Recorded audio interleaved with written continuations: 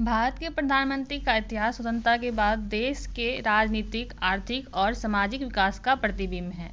15 अगस्त 1947 को स्वतंत्र भारत के पहले प्रधानमंत्री के रूप में जवाहरलाल नेहरू ने शपथ ली। उन्होंने भारत को औद्योगिक विकास और पंचवर्षीय योजना की नींव पर आगे बढ़ाया।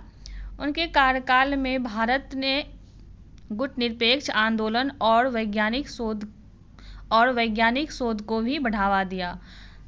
27 मई 1964 को उनके निधन के बाद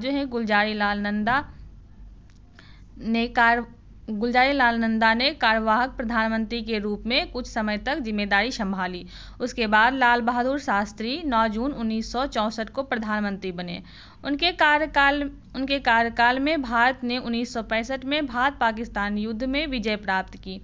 उनका दिया नारा जय जवान जय किसान आज भी याद किया जाता है। ताशकंद समझौते के तुरंत बाद 11 जनवरी 1966 को उनकी मृत्यु हो गई।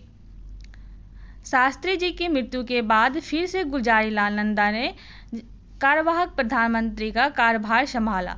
24 जनवरी 1966 को इंदिरा गांधी ने भारत की पहली महिला प्रधानमंत्री के रूप में पदभार ग्रहण किया। इंदिरा गांधी का कार्यकाल कई ऐतिहासिक घटनाओं से जुड़ा रहा। 1971 और बांग्लादेश का निर्माण, पोखरण परमाणु परीक्षण और बैंकों के राष्ट्रीयकरण जैसे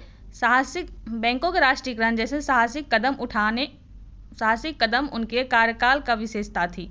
लेकिन 1975 में लगाए गए आपातकाल ने उनकी छवि को नुकसान पहुंचाया। 1977 में आम चुनाव में हार के बाद मोरारजी देसाई ने प्रधानमंत्री पद संभाला। वे पहले गैर कांग्रेसी प्रधानमंत्री बने। उनके नेतृत्व में जनता पार्टी की सरकार बनी। लेकिन यह सरकार 1989 में गिर गई। लेकिन उनकी सरकार 1979 में गिर गई। इसके बाद चौधरी चरण सिंह ने कांग्रेस के समर्थन से सरकार बनाई। हालांकि कांग्रेस ने जल्द ही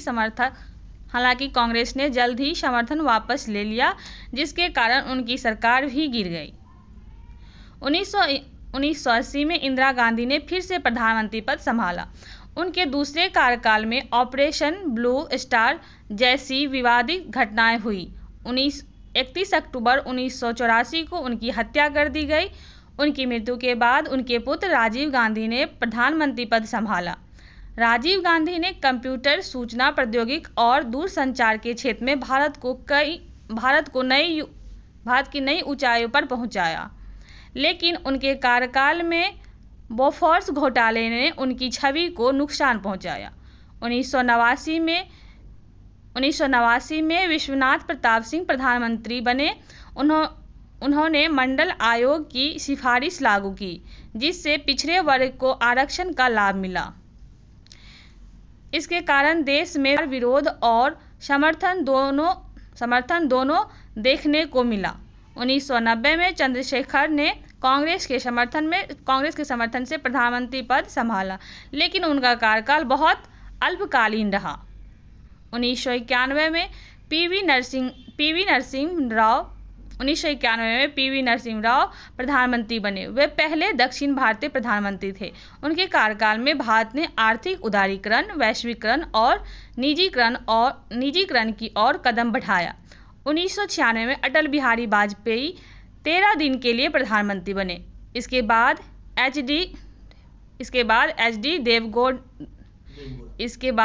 डी देवगौड़ा और इंद्र कुमार गुजराल ने गठबंधन सरकार का नेतृत्व किया। 1998 में अटल बिहारी वाजपेयी ने दोबारा प्रधानमंत्री पद संभाला। उनके कार्यकाल में पोखरण 2 परमाणु परीक्षण, कारगिल युद्ध और स्वर्णिम चतुर्भुज योजना जैसी प्रमुख उपलब्धियां रही। 2004 तक वे इस पद पर रहे। 2004 में डॉक्टर मनमोहन सिंह प्रधानमंत्री बने। वे भारत के पहले सिख प्रधानमंत्री थे। उनके कार्यकाल में आधार कार्ड सूचना का अधिकार और मनरेगा जैसी योजना की शुरुआत हुई। उनके नेतृत्व में भारत ने आर्थिक स्थिरता हासिल की। 2014 में नरेंद्र मोदी प्रधानमंत्री बने, वे पहले ऐसे प्रधानमंत्री थे जो स्वतंत्र भारत में जन्मे हैं और गैर कांग्रेसी पार्टी से पूर्ण बहुमत के साथ सत्ता में आए। उनके कार्यकाल में डिजिटल इंडिया उज्ज्वला योजना, जनधन योजना और स्वच्छ भारत अभियान जैसे कई महत्वाकांक्षी योजनाएं शुरू हुई। वर्तमान में वे इस पद पर कार्यरत हैं। यह इतिहास देश की राजनीतिक परिपक्वता और विकास के साथ साथ चुनौतियों और बदलाव की कहानी भी कहता है। चलिए आगे हम देख लेते हैं लोक कार्यकाल कब से कब तक रहा। तो जवाहरलाल नेहरू 15 अगस्त 1947 से 27 मई 1964 तक इनका कार्यकाल रहा और गुलजारी लाल नंदा फिर 27 मई 1964 से 9 जून 1964 तक। उसके बाद लाल बहादुर शास्त्री का 9 जून 1964 से 11 जनवरी 1966 तक। उसके बाद फिर से गुलजारी लाल नंदा का कार्यकाल रहा 11 जनवरी 1966 से 24 जनवरी 1966 तक। उसके बाद इंदिरा गांधी 24 जनवरी 1966 से 24 मार्च 1977 तक। फिर उसके बाद मोरारजी देसाई का 24 मार्च 1977 से 28 जुलाई 1979 तक। उसके बाद 7वें प्रधानमंत्री चौधरी चरण सिंह 28 जुलाई 19